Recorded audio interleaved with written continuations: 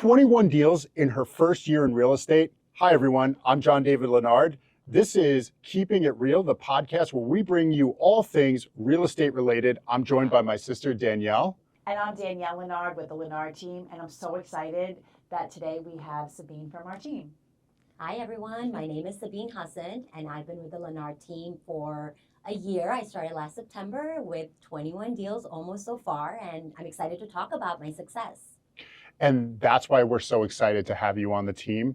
At the Leonard team, we're so proud of everything we've built up until now from the last, 40 years, Danielle's practically, just about, to be able to build a platform for agents to springboard into success. But at the end of the day, we can only take you so far.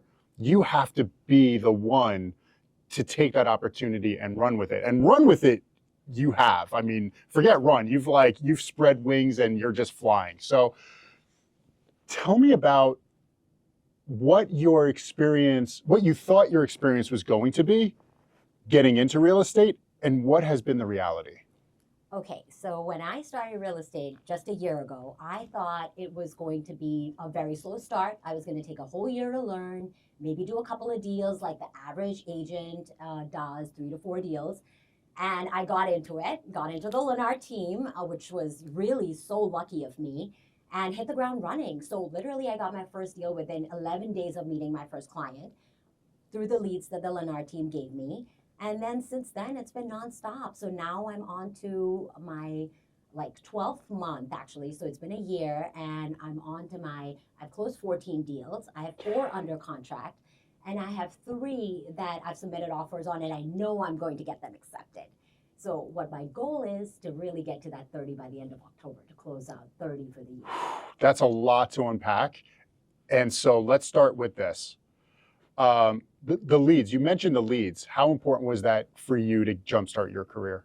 Oh, it's the only thing that's the most important. I mean, I don't know what I would have done if I didn't have those lead sources. I really feel that was the one thing that helped. And of course, the other part was really, knowing that I had the background of you guys in the back supporting me as a team and giving me those lead sources and allowing me to do the paperwork, but also my own mindset, which was, I can do this and nothing's going to stop me. Yeah. So that's really key. That's an important part of what we've been watching with you, is that that just inner belief. Is that something that comes naturally to you, or is that something more like you have to work on? How do you explain that? Yeah, I mean, it's constant work. You know how it is. You have those ups and downs. The market is so nuanced. It changes all of the time. You really do have to keep reminding yourself that you're in the right place, you're getting all of the right support that you need. And if you just put in that work yourself and, you're determined to get to that finish line and get that deal done and you're relentless about it, there's no reason why you shouldn't succeed with all of the resources you have already. So let me ask you, because you came, we're saying, you came in, you are so determined and you have such a drive.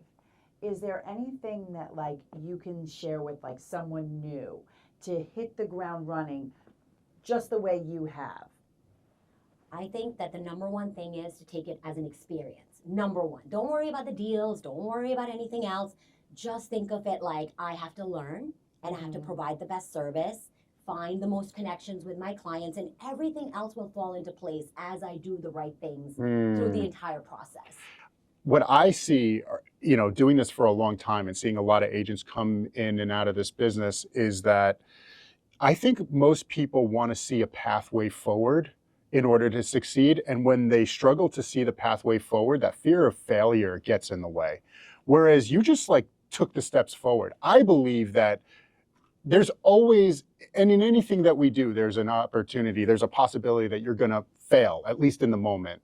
And you're more likely to succeed when you just take those steps. You just take it on faith that you're going to succeed. That's what I see you doing, and that's what I hear you saying now. You take it on faith that you're going to succeed, and therefore, even if you don't know those next steps forward, you're more likely to find the pathway because you've taken action.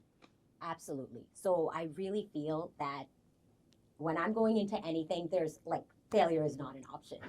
It's never an option. I'm going to get the deal, or I'm going to get a client, and I'm going to find them something else, whatever it is. Mhm. I'm going to perfect the process and do the very best that I can do for my clients with, empathy and understanding and, just following the process in the right way, Mhm. and that it will yield results at the end. So it doesn't matter how many, and I can be juggling sometimes like 5 deals at one time, but I really separate them all into separate paths, separate people, and provide that individualized sort of focus to them. Mhm. And I just feel if you do all of those things, like, why are you going to fail? Exactly. There's just no way.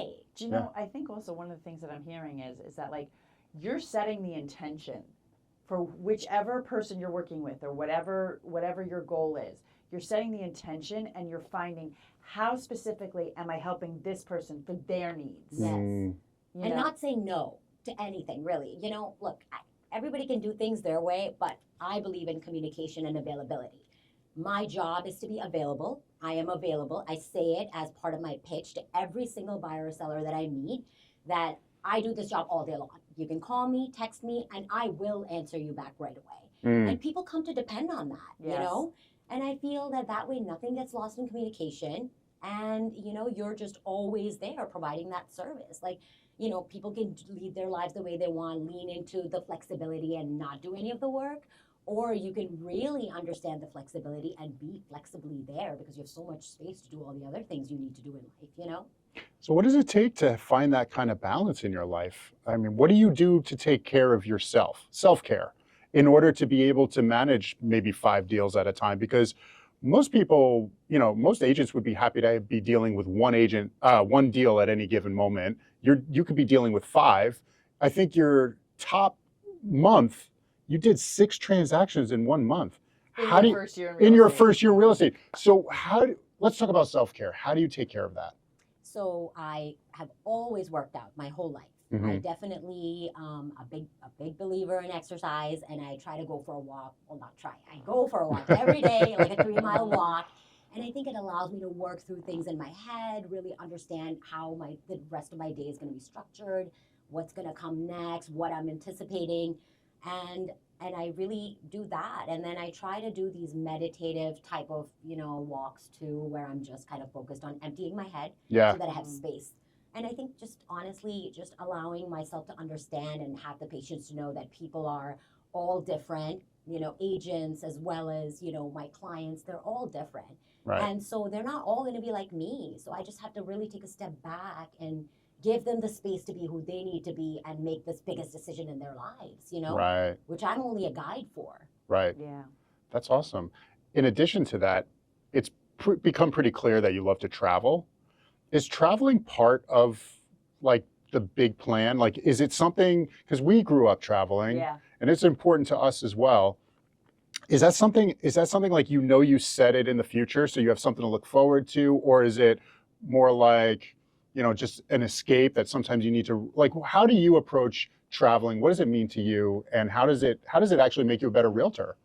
Oh, I have a need to travel. I am going to travel the rest of the world, just like I'm going to rule the real estate world too.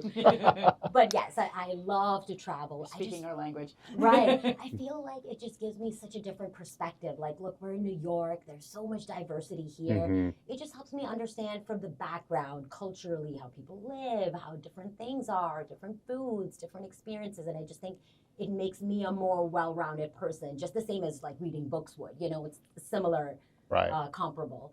But it makes me a better realtor because I'm able to approach all of those different perspectives and see and have that patience in me to then guide people the right way, regardless of where they're coming from, That's great. You know what I'm curious about? Yes. How long did it take you, do you remember, to get your first transaction? Yeah, 11 days. I started September 3rd, and by September 20th, I already had a deal under contract. I met the clients through a lead from Zillow, Hmm. and then I met them once, and I did a Zoom consult with them. I sent them about 11 homes after that I felt matched their criteria. They picked 5. I showed them over the weekend, connected them with the attorney I work with, the lender that I work with, and we were under contract by the end of that week. Do you happen to know, I know you know that the average agent does 3 to 4 deals. Do you happen to know how long it typically takes an agent to get their first paycheck? Uh, I got mine in 2.5 months, so I don't know about a regular person. That's the important thing. Yeah. That's the important thing. Exactly. So like really it's like 12 to 18 months. Oh wow. So yeah, you have to be like really prepared in this business. And you know, what I think is super exciting is with your drive and our systems and your willingness to learn, 2.5 months and, you know, being on track to, I know you're going to hit that 30. I can't wait. I think you're going to hit that 32. And that goes back to what we were talking about before, where you don't know how, but you don't need to know how at this moment. You just know you're going to continue to do the things that you are doing that works for you. As you said, on your walks, you like to think through things and process things to get better and better. That I don't see any reason why you couldn't achieve that many more transactions to reach your 30 deals. Like, I think I'd be more willing to bet that you will reach that goal than to doubt you.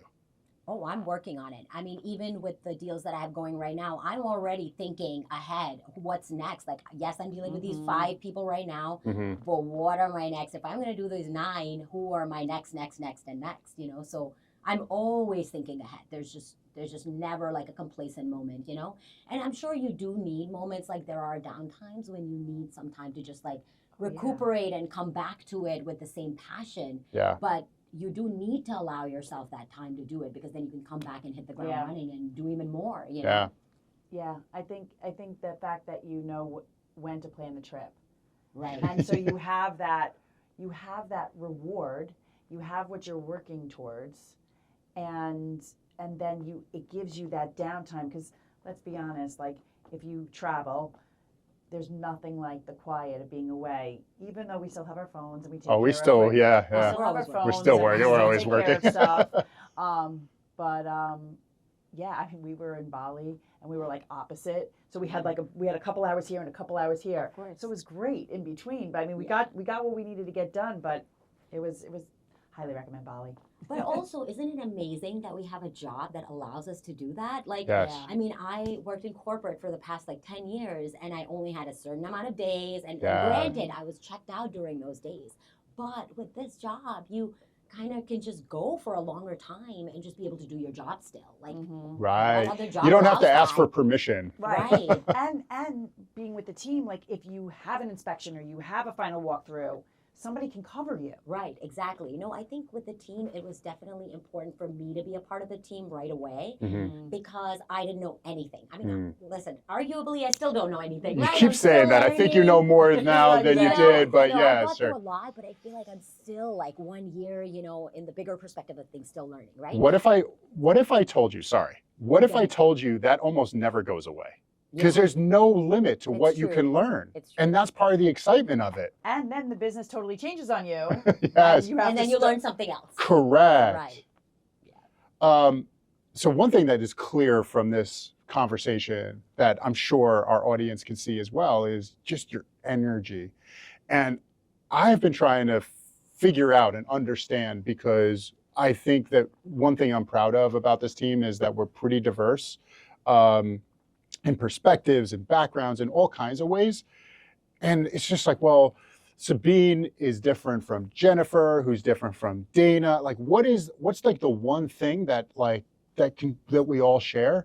It's that energy, it's that enthusiasm. And I think that when you bring that sense of wonder, enthusiasm, energy to a situation, your would-be clients, the people that you've just met, have no choice but to be like, this person, like, I want to follow this person. They're going to lead me to solve whatever problem I have, because that's, at the end of the day, that's our job. That's what we do. Right. We're here to solve problems. Who's more likely to solve the problem for me? Somebody who comes at it with enthusiasm and self-belief, or somebody who's like a little meek and afraid to ask, like, hey, so should we put an offer on this house? When everything inside of you says, this house is what you've been looking for. Yes. It suits your criteria as best as possible. It provides the most amount of value for you. And if we don't take action now, I don't want to have to explain to you in the future how we lost it. And you have just like, you've taken that concept innately. This isn't something that we taught you. This is something that you had inside of you. And I watch it and I'm in awe. And because look, I want people to realize that they have this in them too, right? But it's also something inside of you. And I would just love to hear what it's like from you. It's like share, like, what is it like for you to have that level of energy and why you care so much? So, you know what? The number one thing that I realized, I never thought I was going into this job selfishly. I never thought it was for the customer service because I've never had a client-facing job before this. I was corporate I in was the so back surprised end. when you said that. I never worked with Like clients, knowing like that, ever. knowing some of your background of where you worked. Right. I've never I worked was with like, clients. oh. So I wasn't going into it. I was thinking, oh my God, how am I going to work with people? Like, what are they going to be like? I mean, I deliberately had corporate jobs because I didn't want to deal with people. But like, I just feel like going into it, I realized how many people just like, nobody knows what they're doing. And they need true guidance from someone who really authentically cares and is going to set them up for success and is going to be that guiding force because they're doing their jobs already. They already have like stressful careers, kids, this, that, and this is a major move. And I need to be that person that's just like, don't worry, I got you. You don't have to do any of this. I'm there to do it all for you. And I think people really need an authoritative person who's also empathetic to guide them. Be the calm in the storm. Yeah. Yeah. So, all right. So I'd love to break that down a little bit just because that was fire. Okay. So one, you're starting from the right place. You're starting from a place of service. If you're starting from a place of service, that gives you the ability to gain trust. That trust gives you the possibility to be the authority. Only then can you really guide, because sometimes, here's what we know. Our clients, the reason they need us is because this is a scary process. This is not something that people do on the regular, right? This is something this is a very like infrequent transaction in their lives. And it's arguably one of the most important transactions in their lives.